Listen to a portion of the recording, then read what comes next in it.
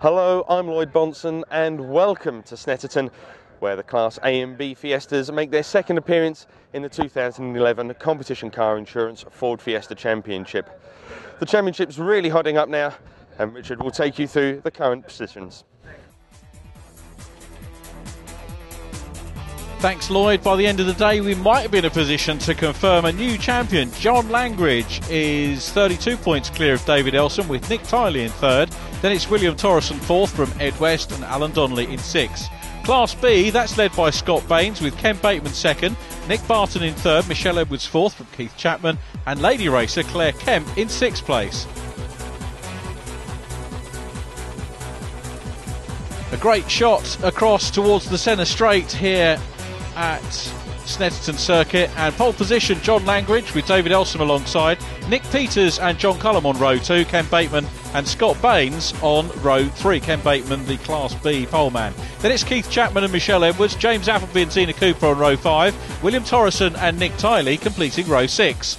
They're followed by Claire Kemp and Ian Scruton, then Richard Beach, followed by Nik Barton and Kevin Stirling completing the back of the grid. Nik Barton and Kevin Stirling having times disallowed in qualifying due to eligibility concerns, so they will start at the rear of the field.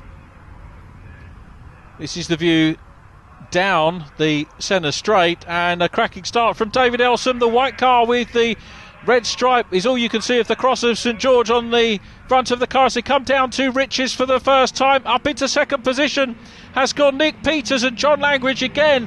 Starting has been his Achilles heel so far this year. Where is Langridge? He's fourth. He's going to be passed for fifth position by Scott Baines.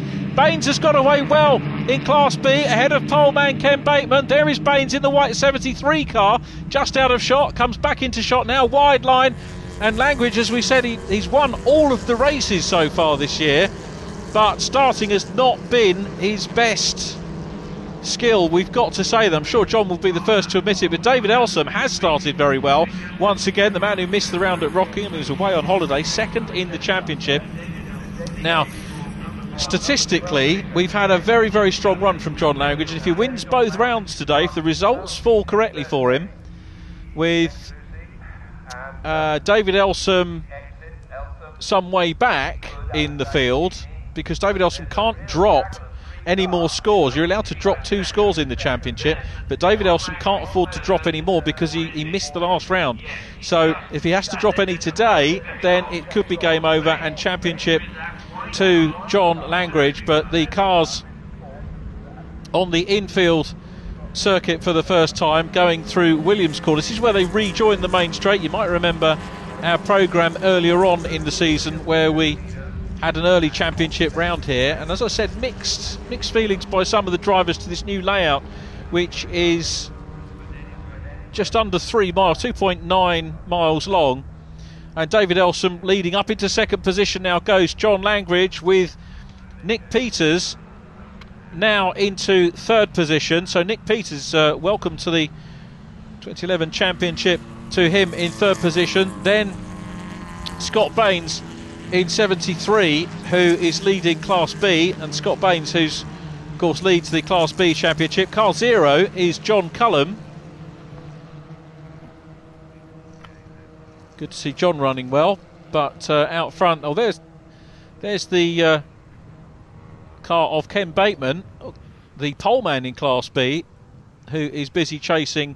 You can see the white car in the distance leading Class B, Scott Baines. So it's Baines from Bateman at the moment. I think Keith Chapman in third position. Change for the lead, look at that.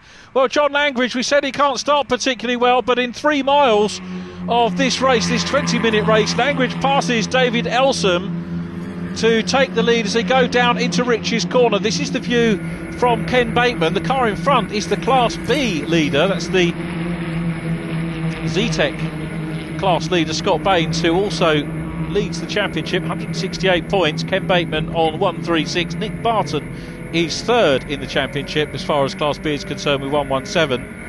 And in Class A, Langridge leading, Nick Tiley, David Elsom third, and Scruton in fourth place. Scruton a little bit further back on the grid. So a bit of dirt being kicked up there by Scott Baines as we head down into Agostini. This point here is somewhere you can overtake. We saw overtaking of plenty in the British Touring Car Championship here at Snetterton, and I've got to say the entire paddock, virtually the entire paddock, meeting this new layout with universal agreement. They loved it. Eat dirt, says the lead car. So Scott Baines just kicking up a wee bit of dirt into Ken Bateman, who's not going to be deterred to that. It's good to see Bateman on the pace of Scott Baines. So Baines in the 73 car, the man from Ealing, Cambridgeshire. This is a relatively local event for him in the ASG Midlands Limited Lepson's alloy wheel car. Very successful in the 2010 season, and looks like he's going to annex the crown. Be good to see him maybe move up into Class C. Here comes Bateman though, having a look. This is the old Revit Straight, now renamed the Bentley Straight. And we're back with the leaders. John Langridge not getting away too far. Langridge in black and green. David Elsom in second position. Third place, Nick Peters. And then fourth, those leading Class B cars coming down out of the bomb hole, sweeping around to Coram Corner, which has been reprofiled. And I've got to say, I've seen a handful of meetings at this track now, and I think the people that were slightly negative about it hadn't given it a fair crack of the whip. It's the people that have stuck with it have really enjoyed the new layout, which has been designed by Jonathan Palmer and the MSVT Motorsport Vision, who run the Snetterton circuit, along of course with Cadwell Park, Brands Hatch and the Bedford Autodrome. Facilities very, very good indeed if you're thinking about bringing a family away for the weekend. No problems at all. Fourth position, Jon Cullum goes through. Here's the Class B scrap, so it's still Scott Baines in front, and he seems to have pulled away a little bit on the second half of the circuit. The run down from Murray's up the centre straight, and you saw that view when you joined us here today of just how much of a climb it is up the centre straight towards Ritchie's the first corner. That's the Montreal hairpin we're looking at now. It used to be known as Sear, and used to be just a 90-degree right-hander, but now 180-degree hairpin, which takes us back down towards Palmer, which is where the third and fourth place cars are at the moment. Nick Peters and Jon Cullum. This is the view from third place Nick. Quick look in his mirror. As we mentioned, Agostini, the corner where they go into now, a possible overtaking position, but it doesn't look like Jon Cullum is in position to do anything. Peters, well aware, has a quick look in his mirror. Wide line here. This is Hamilton corner. Nips over, takes the apex, drifts out to the curb on the outside. Then it's into Oggie's corner, through Oggie's, and now short run down towards Williams. Another right-hander, which brings us back onto the now named Bentley Straight, as I mentioned, used to be called the Revit Straight, the one of the longest straights in British motorsport. And again, looking in the mirror from Nick Peters, who looks fairly comfortable at the moment, I've got to say, in that third position. So we'll see what Jon Cullum can do about him, if anything, as the race progresses. But John Langridge, the other John, still out front and looking very, very handy indeed. John Langridge with a string of first positions. He's had pole at every single round so far this year. Parked up on the inside there, you can see Ian Scruton's car. Well, disappointment for Scruton. He went out on lap one, as did Zena Cooper. And Zena, who's had a troubled year with engine failure at round one at Silverstone. Back down the order, car number 17 is Keith Chapman. Keith, a front runner in Class B, and coming under a bit of pressure. 27 is James Appleby. Class B runner, comes from Ripon in Yorkshire, but we're going back now, and up into third position goes Jon Cullum. So Jon Cullum's done well. Cullum up into third position ahead of Nick Peters. Just to look across the infield here, great place to watch the racing on the infield. This is where the cars start to come into the infield, so into Montreal, and the scrap for third position we're looking at. Three different circuit configurations that you can use here, and these guys on their second visit of the season. We mentioned Snetterton, the second round of the year. John Langridge taking both of the Class A wins, as he has done throughout the rest of the year. Scott Baines taking a double in Class B, and indeed the pole. Class A fastest laps back in April to John Langridge. Scott Baines sharing fastest laps with Kevin Stirling.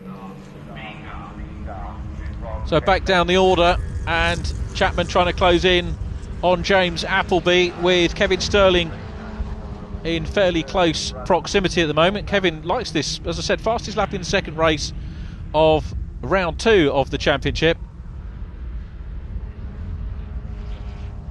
Zena Cooper's car you can see parked up there, so poor old Zena didn't get too far, seems to have made it round the first part, or sorry, the second part of the infield, and just before the Bentley straight, looking at the bomb hole as you can see, and John Langridge is still there. Scott Baines going through. There is James Appleby in 27, still followed by Keith Chapman in the red 17 car. Kevin Stirling down behind him.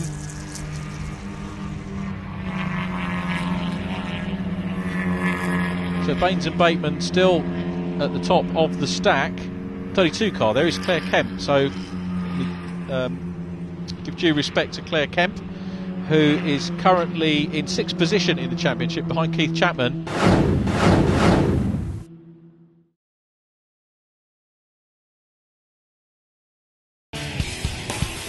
With so much racing going on in the world, you'd have to be a four-headed monster to keep up with it all. Luckily, we have that. Join Peter Keane, Bill Wood, Errol Tucker, and their guest driver analyst each week for an opinionated look at the news coming out of the racing world. Remember, it's GoRacingTV.com for all your racing and video needs.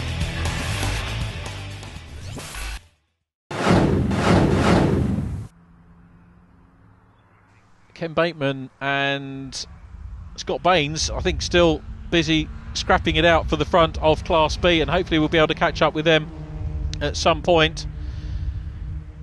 But here is the view down into the, what used to be known as the S's, now known as Brundle and Nelson. And Kevin Stirling is through side by side with Claire Kemp. Good little battle going on between these two. Past the car of David Elsom on the outside. Not sure that's a particularly great place to park up, but Claire Kemp on the outside line as they come through the bomb hole, and she's got the faster line. Holds on to the position ahead of Kevin Stirling. James Appleby's having a go. The white car with the stripes across the top, the 27 machine, is having a good go as well. Now the sweeping right-hander at Coram, that leads down into Murray's, named after the legendary commentator Murray Walker, which is something that Jonathan Palmer wanted to do, and I think that's a great move by Jonathan Palmer to name the corner that way. Then onto the centre straight, but it looks like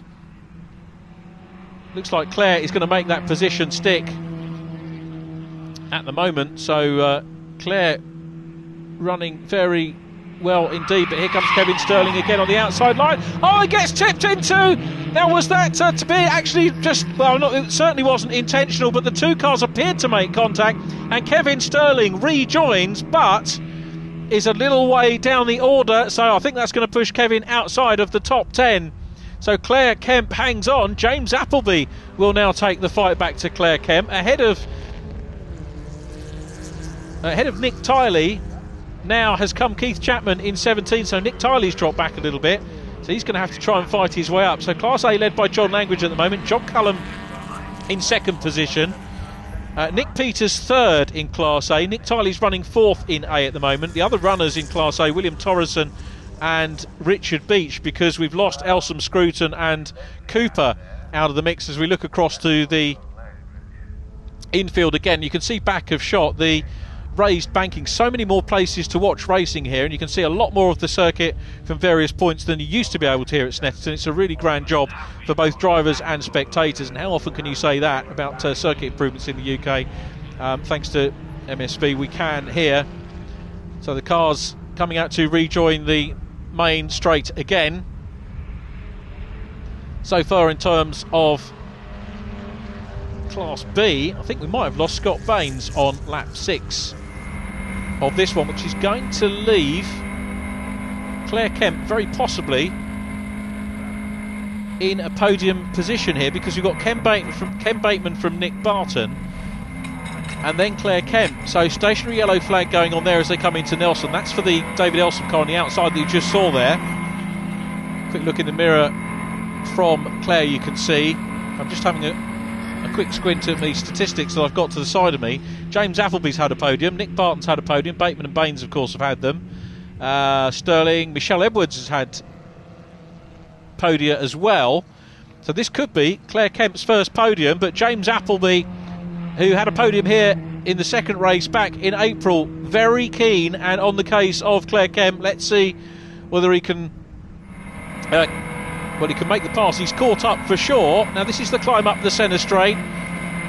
Pit signals being shown to the drivers and down towards Rich's corner, and there round the outside goes Appleby up into third place. Appleby's up into third position, but Claire Kemp's equal to it. Back down the inside, grabs the line into Rich's. Now it's the run down towards the hairpin at Montreal. Claire looks in the mirror. Great awareness from Claire here. Good clean racing so far from these two. On the brakes, you can see the circuit markers telling them it's a 180-degree corner. Claire negotiates that. You can see the circuit peeling off to the left of shot. That's so that they can use the 200 circuit. That's around about 2 miles, but we're on the infield circuit at the moment. You can see cars absolutely everywhere around the circuit. I think that was Scott Baines' car that we saw on the inside of circuit there as we head down towards Agostini. Are we going to see another manoeuvre here from James Appleby, who's having a good go?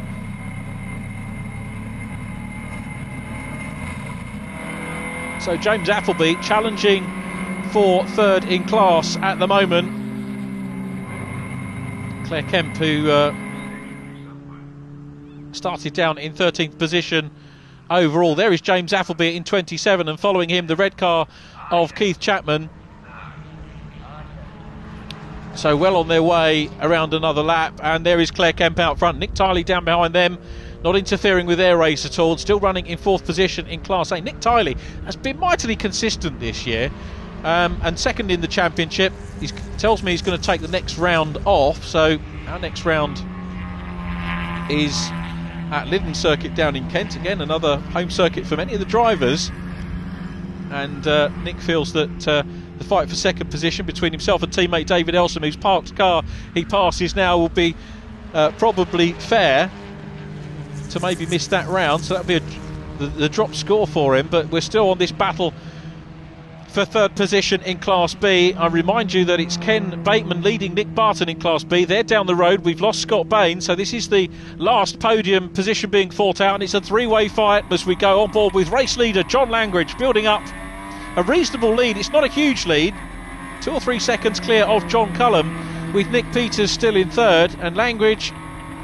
once he gets his starts sorted out, is going to be a pilot very well worth watching in other classes. And of course the hope is that, and I think the odds are very much with him in the championship stakes at the moment, that we would hope he moves on into Class C, the STs, at some stage.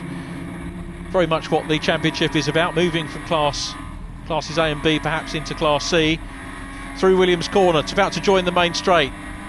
Now just having a quick look in the side mirror, not set up for us so we can see any challenger behind. John has a quick look in his mirror and then focuses back on the job in hand, which is to get the number 7 car down the Bentley straight as quickly as he can. The bridge coming up, then it's into the Brundle Nelson S's, Norfolk of course being Lord Horatio Nelson's home county. Through the S's we go, another passing opportunity on the way in there. Back marker traffic is starting to loom, and I suspect that might be Richard Beach in the 22 car. Qualified 15th in Class A, did Richard. So John Langridge still well on his way, and out of Murray's up along the straight once again. Another quick look in his mirror to see how far behind. It's only 2 or 3 seconds on the timing screen between himself and the second place man.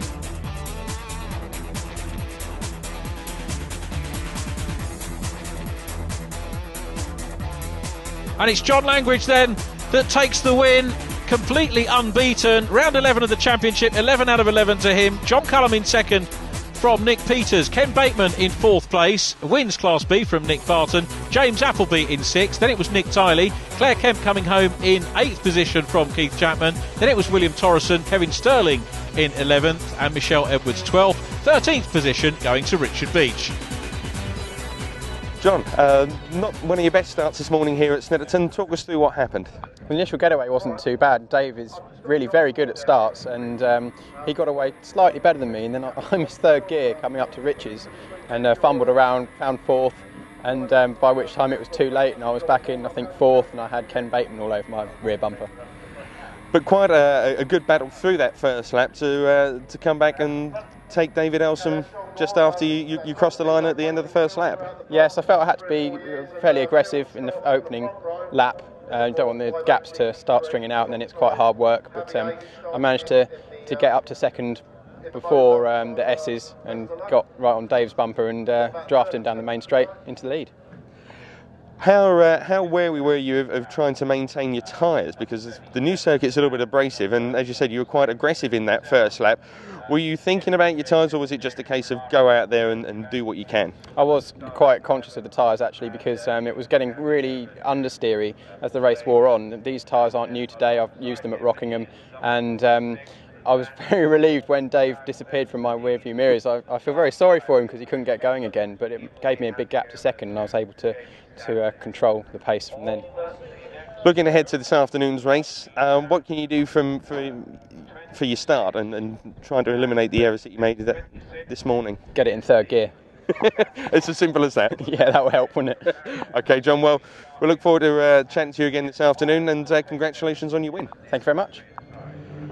Ken, an exciting race this morning for you here at Snetterton, and a great victory for you. Talk us through what happened. Yeah, it was a really, really good race. Obviously, I've managed to nick pole position on the last lap of qualifying, so that was nice. With one or two guys put to the back for being underweight, I was pretty sure it was between me and Scott for the honours. Scott had a nice getaway and just nipped in front of me into the first left-hander. We were side by side pretty much all the way to there, and I followed Scott for 5 or 6 laps, 2 or 3 car lengths behind, in the nicest possible way, waiting for his car to expire, because it was throwing out oil from the very start, and literally I couldn't get onto his tail because I was sliding. I think he was struggling keeping the car on the circuit. I was struggling seeing where I was going because of all the debris on my windscreen and oil, and unfortunate for Scott, but once he'd unfortunately had to park up, it was pretty straightforward, just backed off and brought it home. As they say, to finish first you must finish, which you were able to do. Could you see from the beginning that Scott's car was going to have a problem, and you were pushing him to make the mistake, or to expire early? I got alongside Scott on lap 2 going down into the S's, and I probably could have made a move if I'd have wanted to, but I was happy to hang back. I was confident that as the race progressed, even if he hadn't have had a problem, I could have had 2 or 3 opportunities to get onto him. It was obvious that the car was looking in trouble. Whether it made it to the end, obviously I couldn't possibly predict whether that was going to happen, and but then probably half a lap before it did finally go, the oil got a bit more, and it wasn't a surprise at all to see him pull off. Certainly, a couple of times coming along the start-finish straight, it looked like you were really pushing him quite hard. So I guess really from your point of view, going to this afternoon's race, Scott's not going to be anywhere near you. You've got Nik Barton right behind you. Is that going to be difficult for you to maintain this going forward? I think, I don't know whether Scott's going to be out. Hopefully he is, of course. And starting from the back, I'm sure it won't take him long to make good progress. But I'm guessing this afternoon, Nick and I will have a good tussle for hopefully the whole race. Fantastic. Well, once again, congratulations on your win this morning, and we look forward to speaking to you this afternoon. Thank you very much, Lloyd.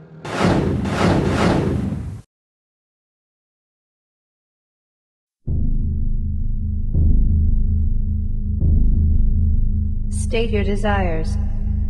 Speed, adrenaline, competition. Calculating. Result in 3, 2, 1.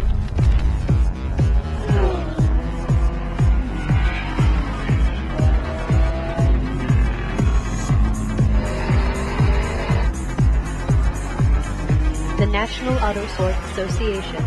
Start here.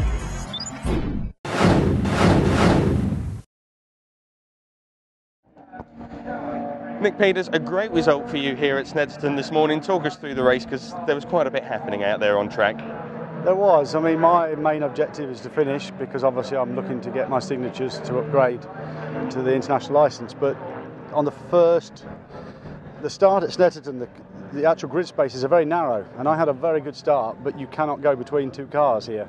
You've got to wait, and John Langridge missed third coming in to the double apex, which let John Dave Elsom through, which left myself and new chap actually.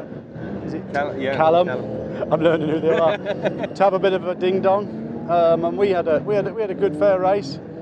Both of you seem to be having a great battle out there, and it was certainly good to watch from where I was standing. How did you find the track? A lot of people have been saying about tyres and the track surface being quite abrasive. Did you find I'm going to be honest, what have I done? That'll be the second race on those tyres. I think that this is the first time I've raced on this track, and I think it's fantastic. I can't fault it. I mean, I've heard people saying that the tyres are going off after 2 or 3 laps.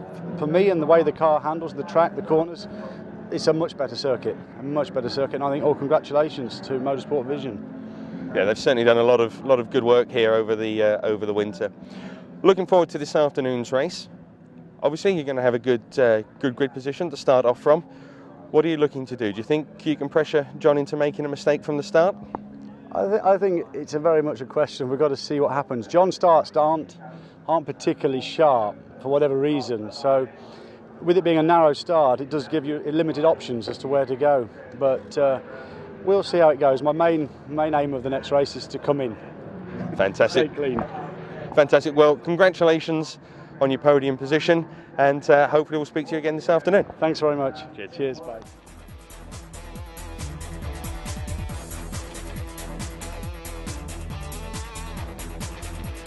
John Langridge on pole position with Jon Cullum alongside, then Nick Peters and Ken Bateman, Nik Barton and James Appleby on row 3. 4th row, Nick Tiley and Claire Kemp, then it's Keith Chapman and William Thoresen. Row 6, Kevin Stirling and Michelle Edwards.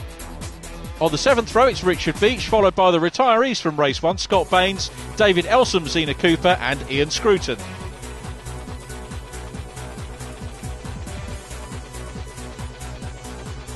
There you can see the climb up the Senna straight. It's not an angle you normally get to see, so it's good to see that. It just shows you the climb that the cars have to do. Green flag from the back of the field, and we're ready for 20 minutes of competition car insurance Ford Fiesta Championship action from classes A and B, and away they go. And is John Langridge going to make a better start of it this time? It's Jon Cullum on the outside, Nick Peters in 3rd position. Let's see whether Cullum's going to get down into Rich's first. No, good start, great start by John Langridge with Jon Cullum in 2nd position, but Cullum putting on the pressure. Up into 3rd position is Nick Peters, so Peters having a good go. Oh boy, Nick Tiley's been hit! Tiley's been hit! Oh dear, now it looks like that was a massive hit into the side. You can see the glass. Let's have a look from the circuit camera. There he is, bang! Into the side of Ken Bateman, who spins around. I think it might have been a bit of contact with Claire Kemp. I've got to say, here at Snetterton, very often, turn 1 does produce that sort of action. Not saying it's excusable, but very often you do see that happening on the first corner. So we're looking at Nik Barton, who got up, I think, into 3rd position on the first corner, who's having a good race. We're on board with Scott Baines, who's going to try and make up for the non-finish in the first race. Barton in front, and Baines squeezes his way up the inside. They traded paint there. Look at the mark on the window. Scott Baines, very forceful driving. There was half a gap there, and he made that count. Nips up through on the inside. Brilliant driving by Scott Baines, who is absolutely determined to get a class win in this one. Remember, the class win going to Ken Bateman in the first race, and that incidentally was Bateman's first class win of the season, having taken 4 straight second places in the first 4 races of the year. 2 at Silverstone, 2 here at Snetterton, and 2nd position in the 2nd race at Rockingham. And that's bringing out the safety car here at Snetterton, because there's a fair bit of damage around the first part of the lap to deal with.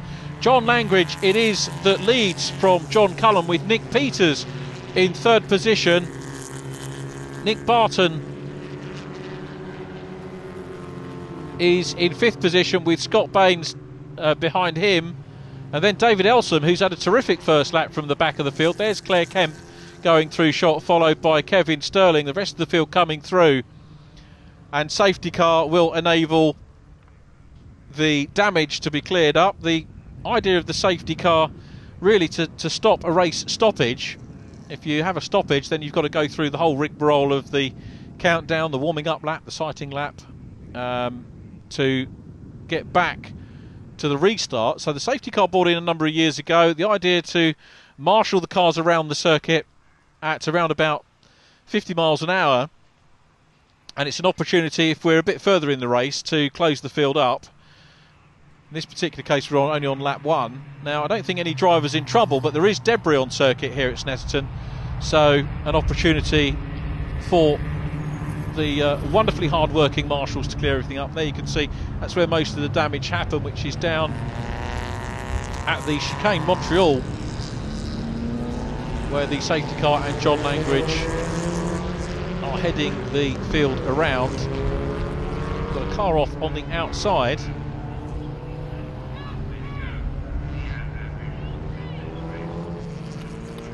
So I'm not sure how many cars got caught out and damaged in that, but when the safety car lights go out, we'll get back to racing once again.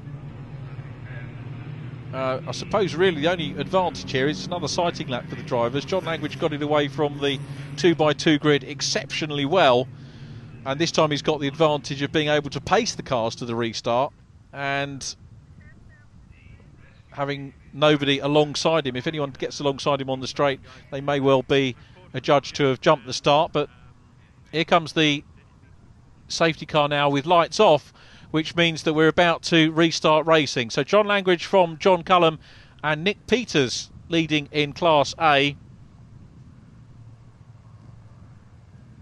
And let's see how well John Langridge, who is now looking for win number 12 of the season.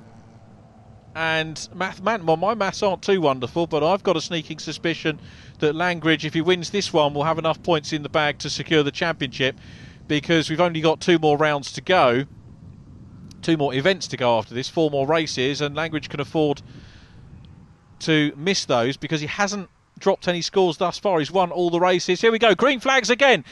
John Langridge leads them away. He's looking for a clean sweep. He may well, if he wins the championship, and if he decides to move on after today, he will leave Class A and B unbeaten, and I'm not sure anybody else holds that record. You can see the oil flag right of shot as the cars come into Montreal, the hairpin for the first time on the restart.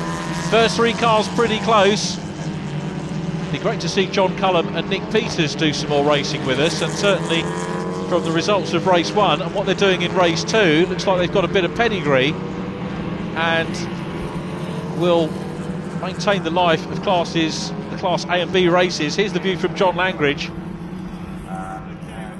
Green light ahead telling us that he's okay to race. He knows all about that as he goes through Agostini. Not quite 180 degrees Agostini, but back to the outside of circuit. And this is what Langridge has done all year. We have seen him overtake, particularly at the Rockingham events, where he won class but finished second on the road in the first race after trouble with his tyre change, you may well remember, in that rather wet race that we saw there. And so he's done it all really, starting probably the worst thing, as we said, in race number 1, but the rest of his performances throughout the course of the year, be it racing, recovering from bad starts, or racing through the field, he's done. Cullum and Peters still at it for second position. At the moment they're in the order that they finished the first race of the day. Cullum qualified 4th, Peters qualified 3rd, so Peters had the initiative in qualifying as they come down into Brundle, but we've got a challenge on for second position, and Peters through on the inside as they go into Brundle, now through Nelson into the bomb hole. Is he going to hang on? Yes, he is. He's clear of that. That's great stuff from him, but look at Scott Baines, the top 1400cc car in 4th place. The top 1400cc runners never cease to amaze me at how competitive those cars are against the 1800s. And Scott Baines running in 3rd position, looking to grab, let me see, a 9th win of the year. Only Nik Barton has beaten him, and if it hadn't been for John Langridge, we would have all been saying what a great season Scott Baines has had in Class B. Very, very dominant indeed. But Langridge away down the road, starting to pull away. What was the gap in race 1? Just 3 seconds from Jon Cullum, who in turn was 4 seconds clear of Nick Peters, and those two still close. Cullum looking at the outside line, but Nick Peters in the 12 car hangs on to position. Round Riches, down towards the hairpin they go again. Still Scott Baines in 4th place. David Elsom making progress as well. Need to keep our eyes open for David Elsom, because he's going to score useful points. He just whizzed through the back of shot you saw there from the back of the field. He's dealt with an awful lot of cars. It's a good performance in front of his dare say family and friends that will be here today to cheer him on. So Peters hanging on to second position. This is going to be a grand result for Peters if he can hang on to second. Podium would be good too. So down into Agostini. This is the view from the outfield. And Langridge away. 20-minute race, of course. A little bit of that time being eaten into by the safety car period that we had after that first lap skirmish. Ken Bateman being shown as a retirement. So I think Bateman, the man we lost, we did see him sideways across the track on that first lap. Langridge goes through. Here's the second and third battle between Cullum and Peters. Fourth position is Scott Baines, well clear of Nik Barton, running 6 on the road, 2 positions behind at the moment, I think. So this long straight, and John Langridge has got, I don't know, probably about a third of the length of that straight clear at the moment. Second position, battling hard.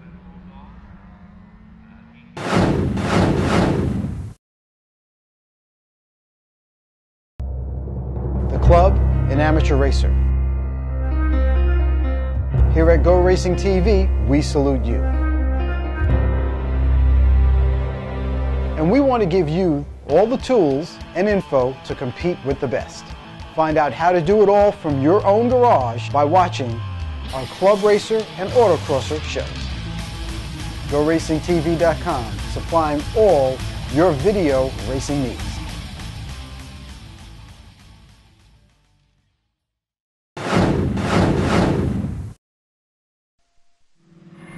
So along the centre straight, and we saw some good battling from Clerk. Again, you can see spectator banking that's been built up on the inside, which allows a lot of the people that are here in the paddock to be able to look at the end of, they can look at the end of the main straight, the centre straight, and also look at the first part of the infield. Keith Chapman going through in the red 17 car, but Kemp, is she getting any closer to Kevin Stirling? Still running Kevin Stirling, third position in class, and he's had a brace of those, well, 3 of those in actual fact, prior to this round, and it looks like he may well add another because he seems to have got the measure for the moment of Kemp. Kevin Stirling, of course, actually away behind Kemp in 7th position in the championship coming into this round. James Appleby in 9th, and Scott Baines getting away with it, 168 points coming into this round. Ken Bateman's going to lose out here with a non-finish. Just looking at Ken's scores over the course of the season, this is probably going to be a dropped round for him because I can't remember him having a DNF. In fact, out of the top drivers in Class B, Nik Barton had a DNF at Rockingham. So that'll be one of his drop scores. Of course, if you get a technical infringement and exclusion, you can't drop those. Look at this performance, though, from Scott Baines, who's closing in on Jon Cullum in 3rd place. So Scott Baines could be on for an overall podium here. He's up for another win. This will be his 10th class win of the year, unless the curse of the commentator strikes. Down through Coram once again. And 3rd position could well be up for grabs on a vast open circuit like this. I've got to say again, a remarkable performance from the Class B machine. Losing 400cc in engine size to the 1800cc SIs ahead of him. Out of Murray's they go and down the straight, but still John Langridge out front. There is John, virtually the length of the centre straight clear of Nick Peters in 2nd position. Peters now coming under pressure from Jon Cullum, who seems to be getting away just a little bit from Scott Baines. The extra power of the SI starting to pay a little bit, and Cullum having a look down the inside line, on the brakes, points the car up the inside into Montreal. They're side by side, and Cullum's through on the inside. Great manoeuvre by Jon Cullum, and there was nothing Nick Peters could do about that. So overtaking opportunities are plenty on this new circuit here at Snetterton, and Jon Cullum back into 2nd position. Remember, Nick Peters out-qualified him, and thus far in race 2 had out-raced him, but Cullum gets the initiative back into 2nd place, but he's too far down at the moment on John Langridge to do anything about the race leader. Langridge fastest lap, 2 minutes 23.6. So he's a little bit slower than he was in race 1, a 2 minute 23.5. Jon Cullum in this race a 2-minute 24.2, a 2-minute 24.5 in the last one. So Cullum actually quicker in this race than he was in race number 1, and Nick Peters 2 minutes 25.1, his best lap time thus far, but he's fighting back in third position. So here they come back onto the main straight, past the bit of curving that caused a few problems in the British Touring Car Championship meeting. That's all been sorted out now. Circuit owners getting on the case very, very quickly to sort that out. So John Langridge out front, Jon Cullum in second position. Third position is Nick Peters, and Peters not a spent force yet by any stretch of the imagination. Out through the bomb hole they go, still in fourth position and leading Class B. It's Scott Baines trying to have a look back to see where David Elsom is. Elsom still running in fourth position in Class A, and of course with extra drivers in Class A ahead of him, that's going to hurt his points chances and potentially hand the championship to Langridge. John the man from Bodiam, entered by Country Cooling, former Super 1 karter, so one of many drivers who's made the move up from karting, the massive Super 1 championship, into the competition car insurance Ford Fiesta Championship. And just under 3 miles to go before we can crown our probably the first champion of the year anywhere in British motorsport around Montreal. And here we go, on board with champion-elect John Langridge. I wonder if he's done the math in his car. He's coming down towards Palmer Corner. Left-hander, that will lead to another left-hander at Agostini. A potential overtake from Jon Cullum if he was close enough behind on the last lap. The gap was over 4 seconds between Langridge and Cullum, so I don't think John Langridge, that is, has got anything to worry about. Down the gears, into Agostini, feeds it in, nips the curb very nicely. Watch how wide he comes, out onto the curb, not too far on the exit, doesn't kick up any dirt, stays with that outside line, down into the left-hander at Hamilton, nips the curb again, very neat, very tidy. Next corner is Oggies, this is where he starts to come back onto the main straight. Again, turns in neatly, over the curbs, now down towards Williams corner and onto the main straight once again. Here we come.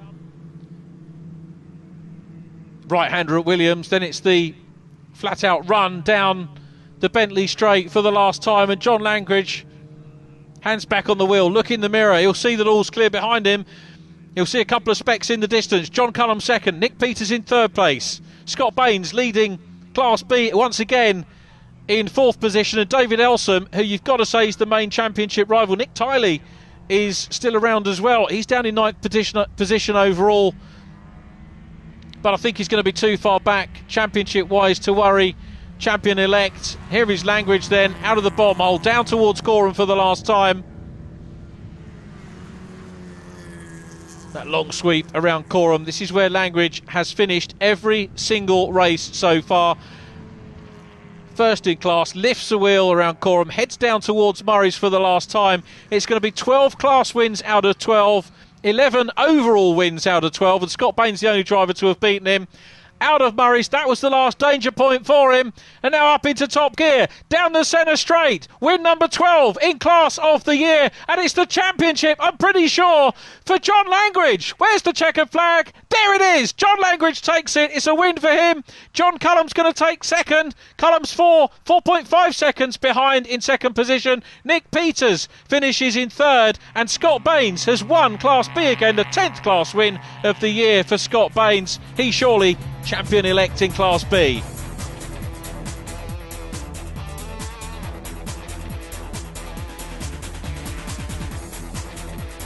John Langridge the winner, and Jon Cullum in second position, Nick Peters third in Class A, Scott Baines winning Class B ahead of Nik Barton, with David Elsom in between taking fourth in Class A.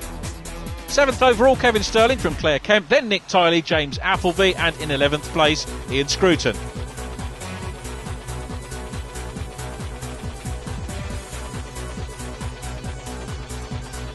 So this year has been all about John Langridge so far. The number 7 car coming to another win, and he's top of the stack. 206 points. Nick Tiley and David Elsom still fighting over second place, with Ian Scruton in fourth, William Thoresen fifth, and Zena Cooper in sixth.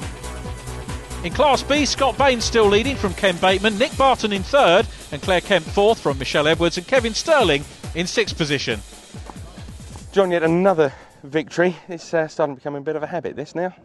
Yeah, it was much more straightforward than race one, and probably the most important one of the year because we've run the numbers, and I think that's secured the championship for me now. So does this mean you're now going to take the next couple of races a little bit lightly? I don't know about that. Still be trying hard with whatever I'm in. Maybe I'm in the A's, or might change class. Depends on the money, of course.